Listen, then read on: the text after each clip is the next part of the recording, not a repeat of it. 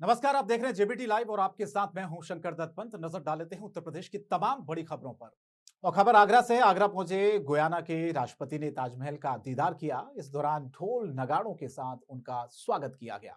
हैरानी की बात तो यह है कि जब राष्ट्रपति वहां से गुजरे तो वो ढोल नगाड़ों की आवाज सुनकर रुक गए और उन्होंने ढोल वाले से ढोल अपने हाथ में ले लिया। फिर गले में ढोल की रस्सी डालकर ढोल को खुद ही बजाने लगे। यह देखकर मौके पर लोगों की काफी भीड़ जमा हो गई। तो आगरा में गुयाना के राष्ट्रपति पहुंचे थे, खुद उन्होंने किस तरह से ढोल बजाया है, ये तस्वीरें सोशल मीडिया पर भी खूब वायरल हो रही है। और उनके स्वागत में वहां पर तमाम जो लोग मौजूद थे, उसी दौरान जब ढोल बज रहा था तो उसी दौरान उन्होंने ढोल हाथ में लिया और वो खुद ढोल बजाते हुए नजर आए। तो आगरा पहुंचे थे गुयाना के राष्ट्रपति, जहां पर ताज का उन्होंने दीदार किया, ताजमहल का। और उसके बाद उनका ये एक अलग अंदाज भी देखने को मिला, जो कि सोशल मीडिया पर भी खूब ये वीडियो वायरल हो रहा है, जो ढोल बजाते हुए उनकी जो तस्वीर सामने आई है। और बढ़ते आगे, पश्चिम बंगाल के पूर्व गवर्नर पंडित केसरी नाथ त्रिपाठी के निधन पर भारतीय जनता पार्टी ने प्रयागराज में एक कार्यक्रम आयोजित किया। इस कार्यक्रम में यूपी के डिप्टी सीएम केशव प्रसाद मौर्य समेत बीजेपी के तमाम बड़े नेता भी शामिल हुए। बीजेपी नेताओं ने इस मौके पर केसरी नाथ त्रिपाठी को नम आंखों के साथ श्रद्धांजलि दी और उनके निधन को एक युग का अंत बताया।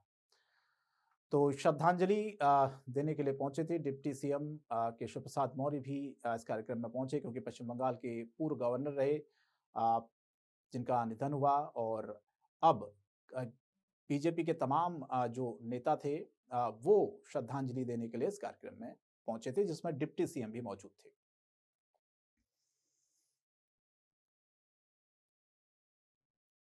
और खबर बागपत से है। बागपत में जमीन धंसने का एक मामला सामने आया है। बताया जा रहा है कि जमीन धंसने से 20 से ज्यादा मकानों में दरारें आ गई हैं, जिसके चलते लोग अब डरे सहमे हुए हैं।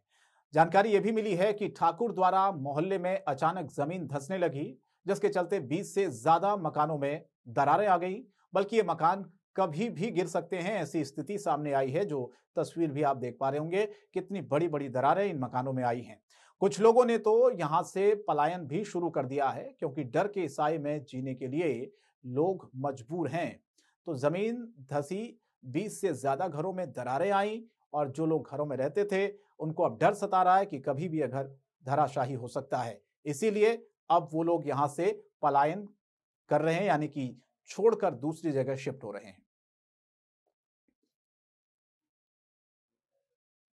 और खबर मऊ से है। मऊ में कड़ाके की ठंड में भी 3 दिन से एक महिला ससुराल के गेट पर बैठी हुई है। बताया जा रहा है कि मई 2022 में महिला मायके शादी में गई तो उसके ससुराल वालों ने साजिश के तौर पर उसकी विदाई का मुकदमा कोर्ट में दाखिल कर दिया, जिसके बाद से ही पीड़िता कोर्ट कचहरी के चक्कर लगा रही है। महिला का यह कहना है कि पुलिस भी उसकी मदद नहीं कर पा रही है। तो अब उन महिला ने प्रशासन से मदद की गुहार लगाई है। ससुराल के गेट पर ही वो बैठ गई है धरने पर। तो महिला का कहना है कि उसे न्याय मिले, उसकी मदद नहीं हो पा रही है, पुलिस प्रशासन भी उसकी मदद नहीं कर रहा है। इसीलिए अब वो धरने पर बैठी है कि उसकी आवाज को सुना जाए। और खबर सुल्तानपुर से। सुल्तानपुर में लूट की वारदात का खुलासा करते हुए पुलिस ने 4 आरोपियों को गिरफ्तार किया है। पुलिस ने आरोपियों के पास से हथियार और लूट के पैसे बरामद किए हैं। बताया यह भी जा रहा है कि पकड़े गए 3 आरोपियों का पुराना आधिकारिक इतिहास भी रहा है। बहरहाल पुलिस ने आरोपियों को गिरफ्तार करने के बाद जेल भेज दिया है। साथ ही इस पूरे मामले की जांच भी शुरू कर दी है। तो पुलिस ने मामले की जांच शुरू की है और जो जिन लोगों को पकड़ा है उनका पुराना जो आपराधिक इतिहास, यानी कि कौन कौन सी ऐसी घटनाओं में वो शामिल थे, ये भी पुलिस जांच कर रही है। फिलहाल 4 आरोपी जिनको गिरफ्तार किया गया है। और अगली खबर आगरा से है। आगरा लखनऊ एक्सप्रेस वे पर लूट की वारदात सामने आई है। दरअसल ट्रक खराब होने के बाद ड्राइवर और क्लीनर ट्रक के अंदर ही आराम कर रहे थे। इसी दौरान मौके पर पहुंचकर बदमाशों ने मारपीट की और फिर लूट की वारदात को अंजाम देकर मौके से फरार हो गए। हैरानी की बात तो यह है कि आधे घंटे तक आरोपी इस वारदात को अंजाम देते रहे, लेकिन किसी को इसकी भनक तक नहीं लगी। तो किस तरह से आगरा लखनऊ एक्सप्रेस वे पर ये जो लूट की घटना सामने आई है, इसने सबको हैरान कर दिया। ट्रक ड्राइवर के साथ बदमाशों ने लूटपाट की है और मारपीट तक की है। फिलहाल ड्राइवर और क्लीनर जिनके साथ मारपीट हुई है, इस पूरे मामले की शिकायत अब पुलिस में की गई। अब देखना होगा कि क्या कुछ कार्रवाई होती है, लेकिन लखनऊ आगरा एक्सप्रेस वे पर जिस तरह से लूट की घटना सामने आई है, उसने सबको हैरान कर दिया है। तो ड्राइवर और क्लीनर दोनों ही बैठे हुए थे क्योंकि ठंड बहुत ज्यादा है, वो आराम कर रहे थे। इसी दौरान उनके साथ ये लूट की घटना के साथ साथ मारपीट भी हुई है। तो इस ठंड में, भीषण ठंड में चोरों के हौसले बुलंद हैं। ट्रक ड्राइवर के साथ मारपीट की है। आगरा लखनऊ एक्सप्रेस वे का ये पूरा मामला, जहां पर जो ड्राइवर था, क्लीनर था, वो दोनों ही यहां पर बैठे हुए थे ट्रक में। उसी दौरान लूटपाट के दौरान मारपीट हुई। और बढ़ते आगे खबर मऊ से है। मऊ में स्वामी विवेकानंद की जयंती पर युवाओं ने यंग इंडिया रन के नाम से दौड़ लगाई। इस दौड़ का आयोजन बीजेपी की ओर से किया गया था। भारतीय जनता पार्टी के प्रदेश अध्यक्ष भूपेश चौधरी ने हरी झंडी दिखाकर यंग इंडिया रन को रवाना किया। यह दौड़ बलिया मोड़ स्थित अंबेडकर स्टेडियम से शुरू होकर भीटी चौराहे पर खत्म हुई। तो स्वामी विवेकानंद की जयंती पर यह दौड़ का आयोजन किया गया था। बीजेपी प्रदेश अध्यक्ष ने ऐसे हरी झंडी दिखाई और इस कड़कड़ाती ठंड में भी तमाम लोग इस दौड़ का हिस्सा बने। तो यंग इंडिया रन का ये आयोजन किया गया था मऊ में स्वामी विवेकानंद की जयंती के मौके पर। बीजेपी प्रदेश अध्यक्ष ने हरी झंडी दिखाई और तमाम जो लोग थे, युवा थे, अब वो यहां मौजूद थे क्योंकि ठंड बहुत ज्यादा थी और इस ठंड में भी यंग इंडिया रन का ये आयोजन, और इस आयोजन में जिस तरह से लोगों ने हिस्सा लिया, वाकई में एक उत्साह देखते ही लोगों का बन रहा था, क्योंकि बीजेपी प्रदेश अध्यक्ष के साथ साथ तमाम लोग इस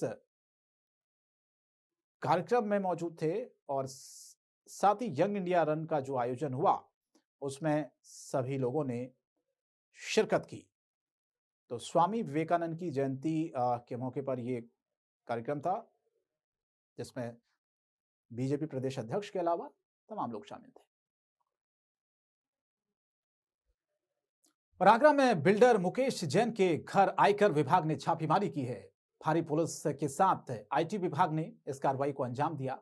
इसमें आयकर विभाग की बड़ी टीम और पुलिस बल को शामिल किया गया। आगरा और लखनऊ की टीम ने इस कार्रवाई को अंजाम दिया है।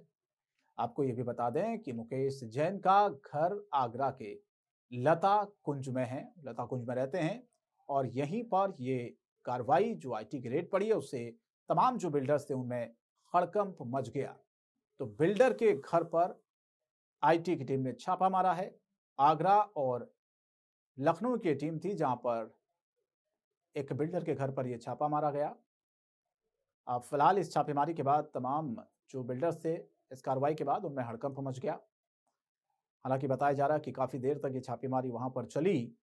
क्या कुछ चीजें बरामद हुई है अब इसकी जानकारी तो नहीं मिल पाई है, लेकिन आगरा और लखनऊ की टीमें आई थी, आईटी की टीमें, जिन्होंने बिल्डर के घर पर ये छापेमारी की।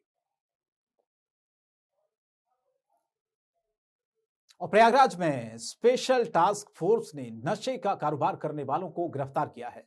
बताया जा रहा है कि एसटीएफ की टीम को काफी दिनों से गांजा तस्करी का इनपुट मिल रहा था और इसी बीच टास्क फोर्स को जानकारी मिली कि मध्य प्रदेश के रास्ते कार से कुछ लोग गांजा लेकर आ रहे हैं, जिसके बाद टीम ने कार्रवाई कर इन लोगों को धर दबोचा। एसटीएफ ने इनके पास से 70 किलो गांजा बरामद किया है। जी हां, बड़ी मात्रा में गांजा बरामद हुआ है। एसटीएफ ने एक्शन लिया है। ये 4 जो आरोपी आपको नजर आ रहे हैं ये वही हैं, गांजा तस्कर हैं, जिसको एसटीएफ ने पकड़ा है।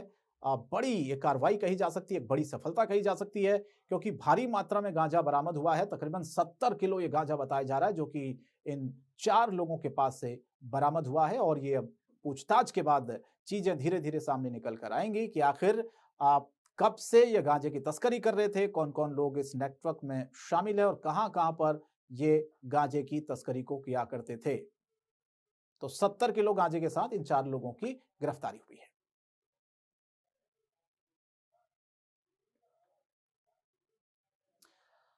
तो जिस तरह से ये एसटीएफ ने इनके पास से 70 किलो गांजा बरामद किया है, एक बड़ी सफलता भी कही जा सकती है और साथ ही साथ अब आगे की कार्रवाई शुरू कर दी गई है और जानकारी ली जा रही है, पूछताछ होगी, उसके बाद खुलासा होगा कहां-कहां प्रदेशों में, कौन-कौन से प्रदेशों में इनका नेटवर्क है और किस तरह से गांजे की सप्लाई करते थे। फिलहाल इस बुलेटिन में इतना ही, लेकिन जेबीटी लाइव पर खबरों का सिलसिला जारी रहेगा। नमस्कार।